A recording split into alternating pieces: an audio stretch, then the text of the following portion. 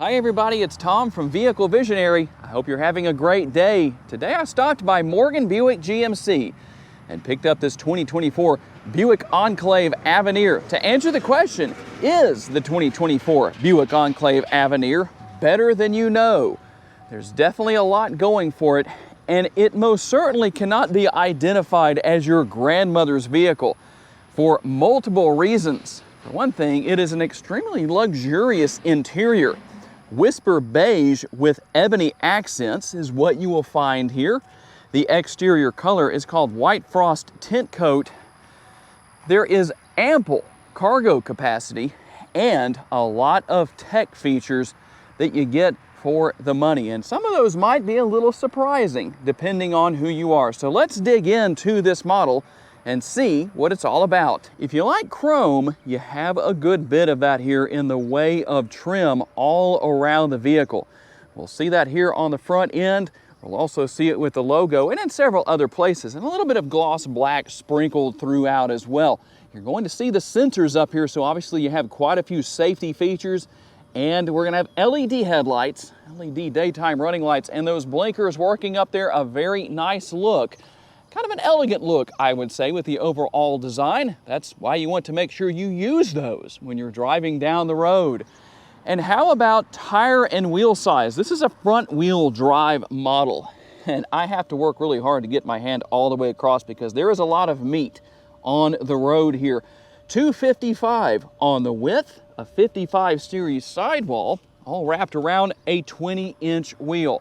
And we'll continue our way up with the body-colored side view mirrors. They are power adjustable. The turn signal indicators are built in. And then we'll work our way to more of that chrome here on the door handles. You're going to have passive entry. That's what this button is right here. Not only on the front doors, but also on the rear. That's a big benefit for you parents. What exactly is passive entry? That means when you have the remote on your person, here's what the remote looks like. It has remote start. I know a lot of you really like that, but what that means, especially when you have the passive entry button here on the rear door, you parents with really small children are going to likely go there first. You can lock and unlock all 4 doors from this area, or you can do it from the front doors as well. And you'll see the roof rails up there, and I don't know if I can give you a good enough look from this point of view, but we will look at it in just a minute and show you exactly what everything looks like from the inside. But you have 2 different sunroofs there. You also have a nice rear roof spoiler here. The body-colored shark fin antenna, and there's some of that gloss black that I was talking about earlier, accented nicely by the privacy glass that we have here. And finishing things off with the LED tail lights, a little bit more chrome accent back here on the rear, and a very clean look when it comes to the bumper area down here underneath this power rear door. Now I do want to show you something real quick here. If you ever come back here to open this power rear door and nothing happens, the very first place you want to go is going to be right here into the interior. In fact, let me turn everything off so we don't have any issues with noise. We'll do that. Here is where you need to go, right here. You have the switch right here. You can set it to max, you can set it to 3/4, or it can be set to off right there. So that's what you need to check if you ever have trouble opening that rear door. One of the easiest ways to know this is not your grandmother's Buick, well, I guess it could be, but that's not how you would identify this model. Under the hood is the 3.6 liter V6, 310 horsepower and 266 pounds-feet of torque, mated to a 9-speed automatic transmission. And let's talk about those all-important MPGs, 18 city, 26 highway, 21 combined. And Buick says you should use 4.8 gallons of gas per every 100 miles you drive. And if you're curious to know, this Enclave has a 22-gallon gas tank. If you would like to tow with your Enclave, it has a max towing capacity when properly equipped of up to 5,000 pounds. Cargo capacity comes in at 23.6 cubic feet up to 97.4 cubic feet. And under the floor here is a little more space. In fact, actually quite a bit more space. A lot going on back here. So I'll tell you what I'm going to do just to show you a little bit more of that. You do have the removable cargo cover. Let's see if I can reach that and put that in place for you just so you can see it in place. So there's your cargo cover. That's a benefit. But let's remove that and talk about some of the functionality you'll find back here. And if you're wondering what's in the bag right here, that is a cargo net that you'll actually anchor here, here, and then the same thing over here on the right-hand side. You also have the 12-volt power outlet right there and the power buttons for lowering these rear seats. That makes everything very easy to do. In fact, it's pretty easy to figure it out. We'll just hold those down and get them both to go down. So you'll notice that I'm holding the seats, the buttons down. Now, one thing that I did notice here is these seats really need to be down as well. So we'll put that in its downright position or down position, upright, downright, I don't know. Almost sounds like redneck language. That's downright cool that you can put those seats down there like that and they fold flat. Okay. Anyway, I had to catch myself on that somehow. They are either up or they are down, but you can see that you actually do need to either fold these flat like this or just move them forward just a little bit. That's the good thing about it, is that they do have tracks that they run on so that those seats can move back and forth to benefit rear seat passengers. And one little thing I do want to point out here, as I raise the seats up, if I take my fingers off of the buttons, they stop raising. So you have to keep your finger on there until they raise up all the way, then they're finished, and you can put the headrests back in place. And before we hop into the third row and talk about space in the third row, I did want to show you, like I said earlier, you can move these middle row seats forward or backwards on their track, and you can see the difference that increases leg space. Here's what we're going to do to get into the back seat, and you kind of have to pull up on that just a little bit. So we'll hop on back here and see what we have. So that seat actually came all the way back. Let me fix that. And I will admit that I'm a little cramped back here like this. But the good news is that I could slide all the way over here if I can get my big feet out of there. And guess what? I have a lot more leg space now. Now, I don't know how likely it is that somebody's gonna be able to move these seats that far forward unless the kids are sitting there. So the rear seat area where you actually do have room for 3 people, okay? If you don't believe me, there's 1, 2, 3 seat belts. So, in case you were curious about that, that's what you have. And the third seat belt is actually located right up here in case you were wondering. But that tells you a little bit about space back here. You also have everybody's air conditioning vent, their own personal air conditioning vent. That helps. Cup holders and USB connectivity. And to be completely honest, it's easier just to hop in and out of the rear seating area through the pass-through. And before I move on, here's a little tip for you that I noticed. When you go to put the seats up after you've put the cargo cover back in, if you have it installed, notice that the seat backs won't go back in place. Now, you could fix that very easily by moving these up on their tracks that we talked about earlier and demonstrated earlier. But the easiest way to deal with that is to simply raise these rear seats up just a little bit. We'll close the rear door, and now it will be a lot easier to get these seats up and back in place. All right, we'll take a look into the middle row area now and see what your middle row seat passengers will find. Good size door bin right there. Really more of a bottle holder than a door bin, I would say, but it is nice. And good material. It's very soft right here. When you put your arm on there, it practically makes you want to go to sleep. It's really soft. Okay, maybe not make you want to go to sleep, but just in case you were curious. There are your 2 different sunroofs, kind of a split look. I wouldn't call it panoramic so much, but you do have the front and rear sunroofs. And what's interesting is that the shade for the rear sunroof is power. The shade for the front is manual. It seems like it would be the other way around, at least in my personal opinion. But a lot of space here within the interior. We have the tri-zone climate control here. That's a good thing.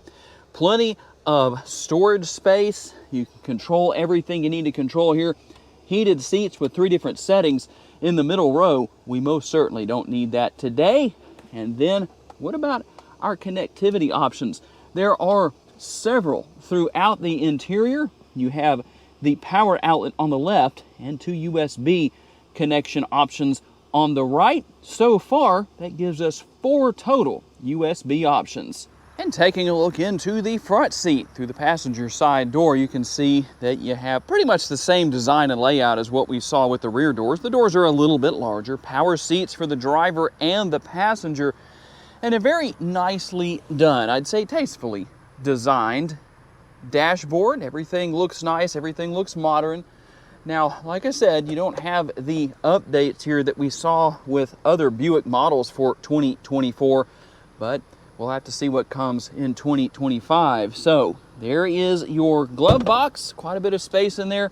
More connectivity, there you go, a couple more. Wireless charging pad, and you'll also find the push button shifter right here. Tell me what you think about that. I know a lot of people do and don't like the push button shifters. There's no middle ground. But one thing that I think everyone will like, especially if you live here in Northwest Louisiana, is the fact that you have heated and ventilated seats. There are your heated seats right there. We're going to just turn that on just long enough to show you that there are 3 different settings for that, just like there are for the ventilated seats. Quite a bit of space here as far as everything goes. You can conceal away the cup holders. Here is the nice, larger than you think because that tray's in there. Center console, a lot of space within. So you have the tray right here. You can increase what you can put in there storage space wise, or you can just leave that out.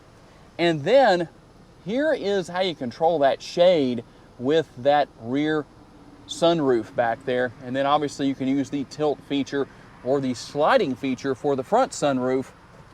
We're going to have the vanity mirror right here with the lights, and obviously you can slide that back. Let's see how far back it goes, covering pretty much the entirety of the window, not only here on the passenger side, but on the driver's side as well. And we'll have a few more features here on the driver's side door than we had on the passenger side. I already showed you the control for the rear door right there. You also have seat memory. And honestly, even though this isn't by any means the highest priced vehicle you can buy for 2024, I still think that the seat memory should be over there on the passenger side as well. And then we're going to have our power parking brake. And you know what's right here, if you know what you're looking at. That means there's a head-up display here. That's a nice feature. So let's take a look at the head-up display. Hopefully you can see that okay on the screen. Sometimes it's kind of hard to show with this GoPro. But you can go through quite a few different settings, make changes to how that looks. That's very nice. A very nice looking instrument cluster, a combination with digital and analog gauges. So much so that it even gives me a tongue-twisting experience. Shifter paddles for working your way through the 9-speed automatic transmission. Here's where you control the headlights and those blinkers that I was talking about earlier that make you look so cool when you use them when you're out on the road. Control right here on the right-hand side of the steering column for the front and rear window wipers. And here are your steering wheel mounted controls, so quite a bit going on there. If you want to go through different information, obviously you can do that here on the center portion of the screen if you want to see navigation or whatever options or whatever you want to see. And then you can go up here and change or turn off the auto stop start feature. We also have driving modes, and there's only 2 driving modes available. As you can see, you have tow haul mode or your touring mode. And then the diagonal touchscreen, a very simple screen to use. I like that with with Buick.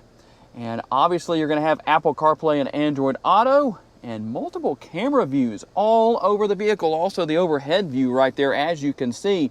And we can switch from front to rear. I didn't look earlier to see. I don't think there is a front camera washer. There is not. Just in case you wanted to know, there's another view. We'll go through all of the different views, and you can see again on those side view mirror cameras, you can see you've got 2 different views there. And then you have the view if you're going to hook up and try and tow 5,000 pounds or whatever you're towing, you could do that as well. There's a lot going on here with this model. Very easy to learn and use. If you've never had this kind of technology before, we can push the button right here to go back home, or you can push right here to do the same thing. a lot going on here, but not so much that it's overly complicated. You do have built-in navigation, by the way, for those who may want to know about that. And we'll go over here and head over to My Buick. I don't think I'm going to be able to show you too much there because I don't know that that's activated, but just in case you were curious about that. And rear climate control, you can control from right here if you wanted to. Maybe you could play pranks on your rear seat passengers. I don't know. Maybe that's not such a good idea. Should I really be recommending that kind of thing? Probably not. But overall, those are the features you have here. There is one more feature I want to show you. Let's see if we can do this real quick and do it the right way. Here is your conventional style rear view mirror, or you can turn it into the rear view camera mirror. That does take a little bit of getting used to, but once you're used to it, it makes it so much easier because if you have a load of passengers, this is a 7-passenger vehicle, by the way, well, you might not be able to see through that rear window back there, and having that rear view camera mirror most certainly helps that situation out. Okay, here we go on the test drive, and I'll tell you what, it's a little surprising to see how well, or experience how well, this Enclave gets down the road. Let's not do it just yet with people pulling out in front of us, but now we can drop the hammer just a little bit. I'm going to kind of ease into the pedal just a little bit, and wow, that is actually quite surprising to see how well this Enclave gets down the road. It has a nice, comfortable ride to it. That's one of the best parts of pretty much any Buick that's on the road. They ride well, they drive well, it has good handling. You know, it's front-wheel drive, but years ago, depending on how old you are, you may not know the experience, but older front-wheel drive vehicles, you knew they were front-wheel drive because if you got on the gas at the wrong time, it practically jerked the steering wheel out of your hand, and it was really a challenge to drive. It was quite a handling experience, or a difficult handling experience, but no more. We don't have that problem anymore with the modern day front-wheel drive vehicles. So I like that you can't really tell the difference. Now this one actually did spin the tires just a tiny bit when I was leaving my filming location for today's video.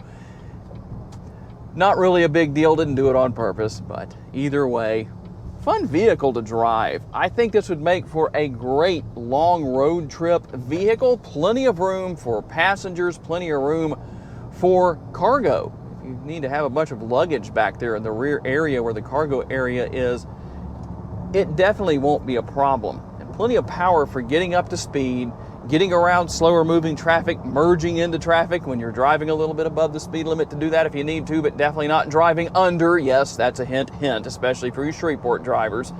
And I'm sure a lot of you know what I'm talking about. But one of my favorite features with, well, basically every GM vehicle that is currently available to the general public right now is the fact that whether it has, say, the updated interior of the Encore GX, or if we have an interior that we've had for a couple of years, such as with this Enclave, no matter what it is, virtual cockpit or not, the technology is very easy to learn and very easy to use.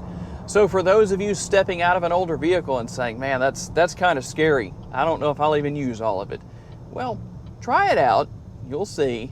And it's not difficult to learn at all, but overall a very enjoyable vehicle, a lot of great features, most likely quite a surprise to most people who are not familiar with these Buicks for the 2024 model year. So tell me what you think down in the comments. Is the 2024 Buick Enclave Avenir better than you think? I think that's going to be the case with a lot of people. If you're an owner, I'm sure you can tell everybody all about it down in the comments section. This is most certainly not your grandma's Buick, especially with 310 horsepower under the hood. So I have to say a special thanks to my friends at Morgan Buick GMC for loaning me this Enclave for the day. And a special thanks to each and every one of you for being kind enough to give me the opportunity to give you a vision for your next vehicle. If you enjoyed this video, please consider subscribing. And if you'd like to learn about other vehicles you may wish to consider purchasing, check out the video that's on the screen right now, and I will see you there.